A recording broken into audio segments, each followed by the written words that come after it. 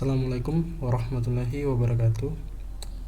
Perkenalkan, saya Anggra Dwi Prasetya dengan NIM S1S121021.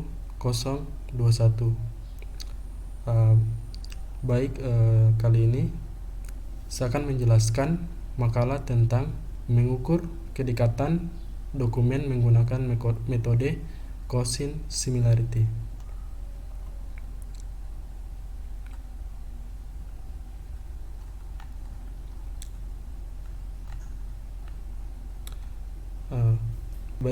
Kita masuk di bagian pendahuluan. Di sini sebelum kita mengukur kedekatan dokumen, maka yang perlu kita tahu yaitu apa itu pengertian sistem dan pengertian Cosin Similarity. Pengertian sistem. Menurut Taufik 2002, sistem bisa ditafsirkan sebagai kesatuan elemen yang memiliki keterkaitan. Beberapa elemen dapat digabung menjadi suatu unit, kelompok, atau komponen sistem dengan fungsi tertentu. Kemudian lanjut di pengertian Cosin Similarity. Cosin Similarity adalah ukuran kesamaan antara dua buah vektor dalam sebuah ruang dimensi yang didapat dari nilai kosinus sudut dari perkalian dua buah vektor yang dibandingkan, karena kosinus dari 0 derajat adalah 1 dan kurang dari 1 untuk nilai sudut yang lain. Maka nilai similarity dari dua buah vektor dikatakan mirip ketika nilai dari Cosin Similarity adalah 1. Untuk perhitungan kemiripan sendiri, di sini ada yang namanya text mining. Text mining ini bertujuan untuk menggali informasi data dari dokumen yang berupa teks. Banyaknya data berupa teks yang terdapat pada dokumen bertujuan mencari kata-kata yang dapat mewakili isi dari dokumen, sehingga mendapatkan informasi yang berguna dari sekumpulan dokumen melalui teks, dan dapat dilakukan analisa keterhubungan antar dokumen yang bermanfaat untuk tujuan tertentu. Ini yang paling penting dari mengukur kedekatan dokumen, yaitu tahap pre-processing. Pada tahap ini, maka pertama itu ini saya buatkan dalam bentuk flowchart. Pertama itu mulai, kemudian judul dokumen, lalu kita ke tahap scaffolding, kemudian tokenizing, kemudian stopwords atau filtering, kemudian lanjut di judul dokumen hasil pre-processing, dan selesai. Untuk penjelasannya sendiri, untuk scaffolding itu merupakan tahap perubahan huruf dari huruf kapital menjadi huruf kecil. Kemudian tokenizing ini adalah proses memecah dokumen menjadi kumpulan kata. Kemudian untuk stopwords atau filtering, stopwords auto filtering itu merupakan proses penghilangan kata tidak penting pada deskripsi melalui pengecekan kata-kata hasil parsing deskripsi apakah termasuk di dalam daftar kata tidak penting atau stop list atau tidak. Jika termasuk dalam stop list, maka kata-kata tersebut akan di-remove dari deskripsi, sehingga kata-kata yang tersisa dalam deskripsi dianggap sebagai kata-kata penting atau keywords. Kemudian setelah melalui tahap pre-processing, maka data akan disimpan dalam memori sementara dan nantinya akan diproses lebih lanjut ke dalam tahap klasifikasi dengan algoritma Cosin Similarity. Ini rumus dari Cosin vektor. Misalnya di sini kita akan mencari cos alpha, maka A kali B diper panjang vektor A dikali panjang vektor B.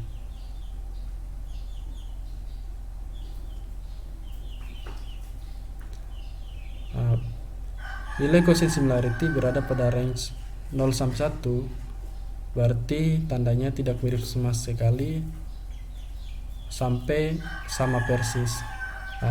Kalau pada nilai derajat atau nilai cos theta jika berada pada range 0 derajat sampai 90 derajat berarti sama persis sampai tidak mirip sama sekali.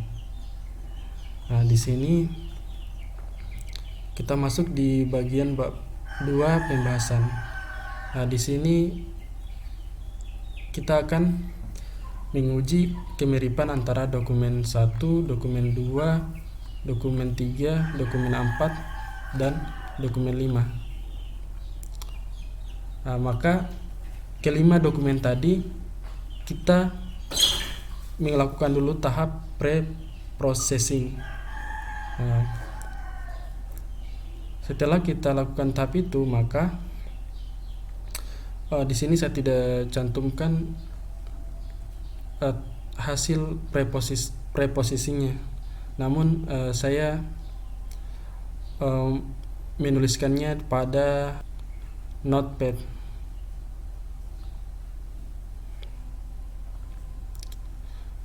Nanti setelah kita mengukur menggunakan tahap preprocessing tadi, maka kita harus buatkan dalam bentuk tabel untuk memudahkan kita dalam menganalisa mana kata-kata yang mirip di dokumen 1 ataupun di dokumen 2. Misalkan ini dokumen 1 dan dokumen 2. Misalkan ada kata absolute. Nah, absolute ini pada dokumen 1 itu ada berapa dan pada dokumen 2 ada berapa. Nah, di sini pada dokumen 1 ada 1 dan dokumen 2 tidak ada atau 0. Begitupun seterusnya. Oke. Ini seterusnya. Nah, setelah kita dapatkan semuanya, maka kita di sini kita kali D1 kali D2, kemudian D1 kuadrat, kemudian D2 kuadrat. Nah, bisa dilihat pada yang ini terakhir ini, maka hasilnya itu 30, kemudian 238, kemudian 183. Nah, karena yang dicari panjang vektor, maka ini diakarkan, kemudian juga ini diakarkan. Nah, lalu untuk mencari cos theta, maka tinggal kita masukkan saja nilai ini. Jadi 30 per akar 238 dikali akar 183 sama dengan ini 5 akar 6 per akar 7259. Maka hasil akhirnya itu 0,1437. Nah, setelah kita dapatkan hasil ini, maka kita harus bawa ke derajat. Nah, ini kita gunakan namanya arch cos. Maka hasilnya itu 81,74 derajat. Begitupun dokumen-dokumen selanjutnya.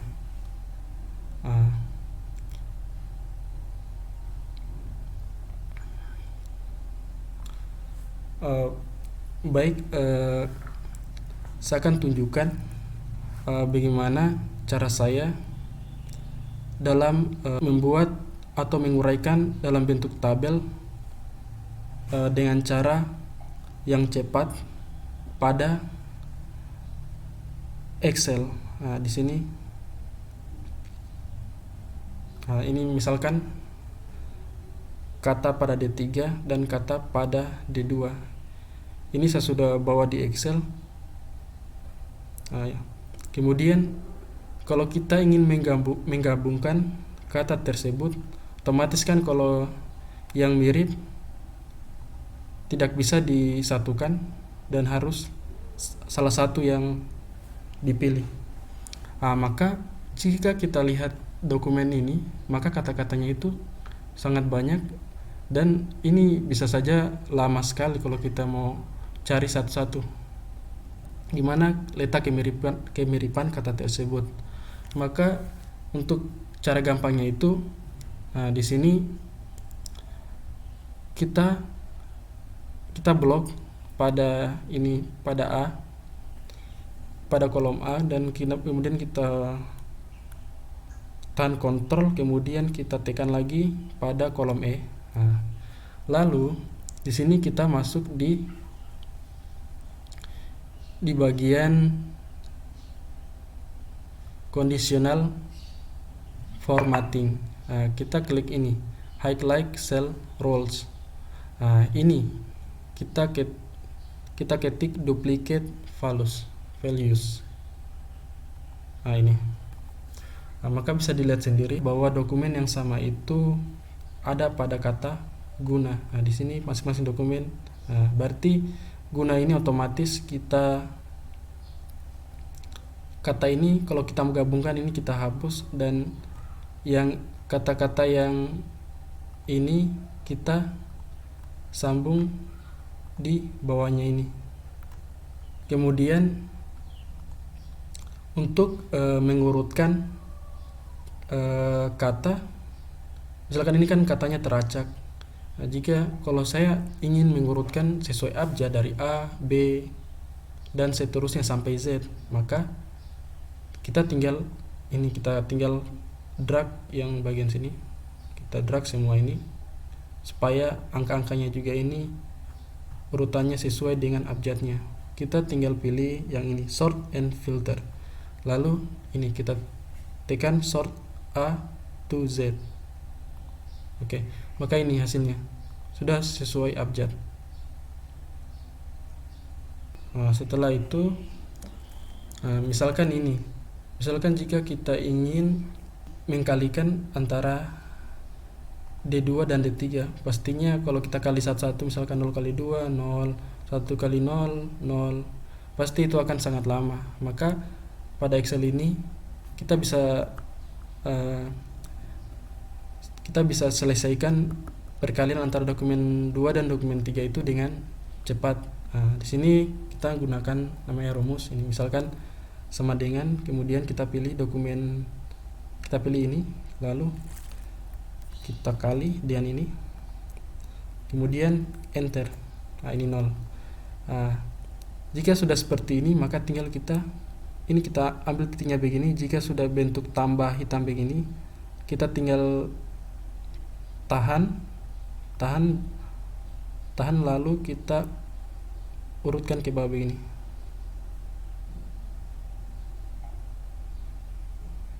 Nah, di sebelah sini.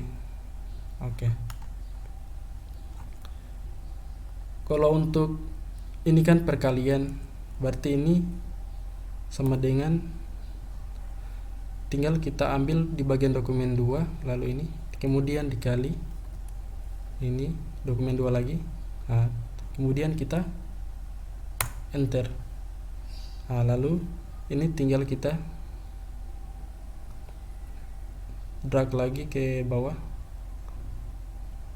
Oke.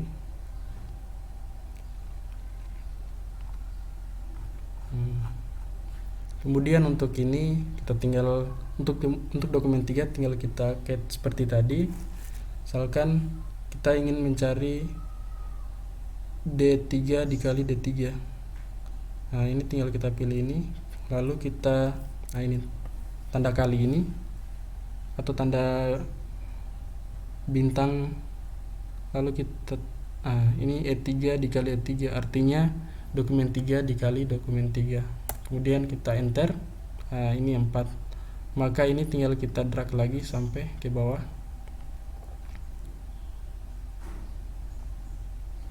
Oke. Kemudian untuk menjumlahkannya itu, maka ini tinggal kita drag lagi ke seperti ini. Lalu ini kita pilih namanya auto sum. Nah, ini auto sum ini berarti auto dijumlahkan. Nah, ini. Maka hasilnya itu 12.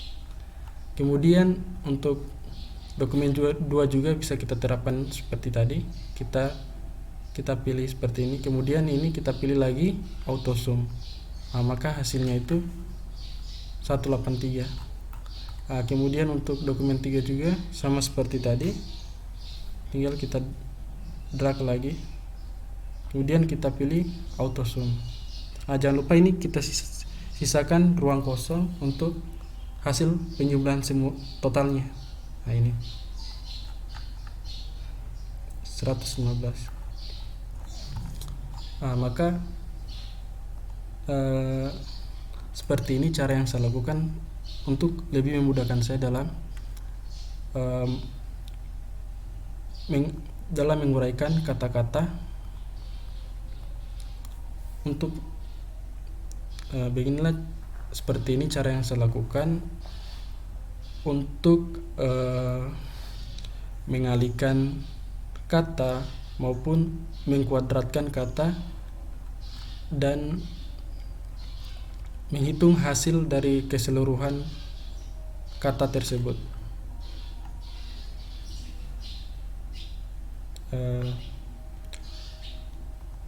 Seperti inilah cara yang saya lakukan untuk menghitung antara untuk mengalihkan antara dokumen 2 dan dokumen 3, kemudian mencari panjang vektor dokumen 2 dan panjang vektor dokumen 3, kemudian untuk langsung dijumlahkan secara otomatis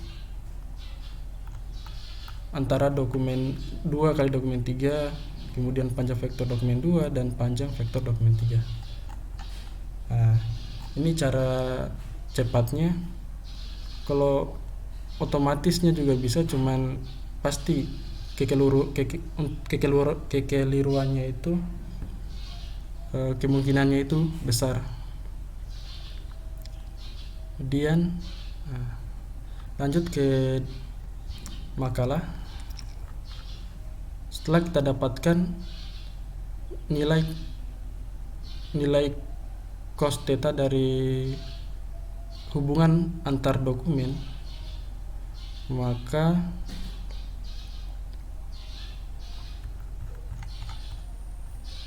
di sini berdasarkan hasil pengukuran antara kedua dokumen menggunakan metode cosin similarity, maka diketahui hasil pengukuran sebagai berikut. Ini bisa dilihat sendiri hasilnya.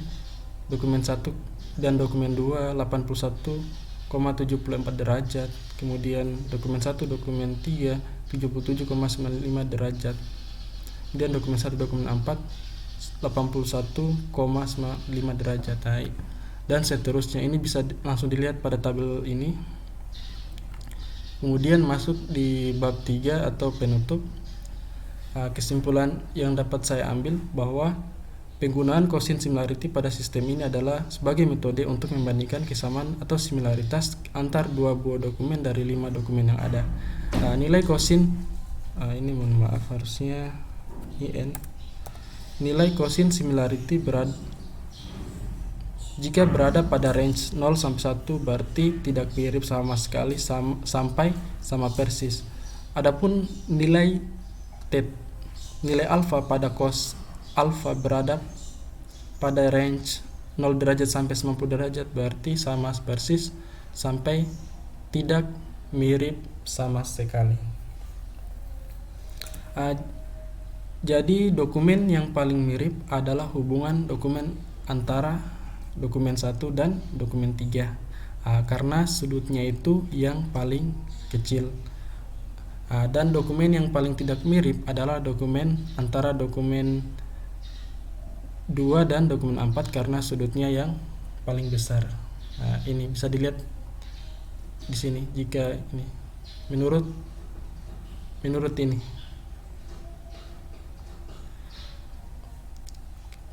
Untuk saran saya, saran yang bisa saya berikan bahwa untuk pengukuran kedekatan dokumen menggunakan metode cosin similarity ini adalah saat melakukan tahapan pre-processing. Ini sebaiknya dilakukan dengan lebih teliti. Baik, saya kira itu saja yang bisa saya jelaskan mengenai makalah saya tentang mengukur kedekatan dokumen menggunakan metode cosin similarity. Apabila ada salah kata mohon dimaafkan. Saya akhiri dengan wassalamualaikum warahmatullahi wabarakatuh.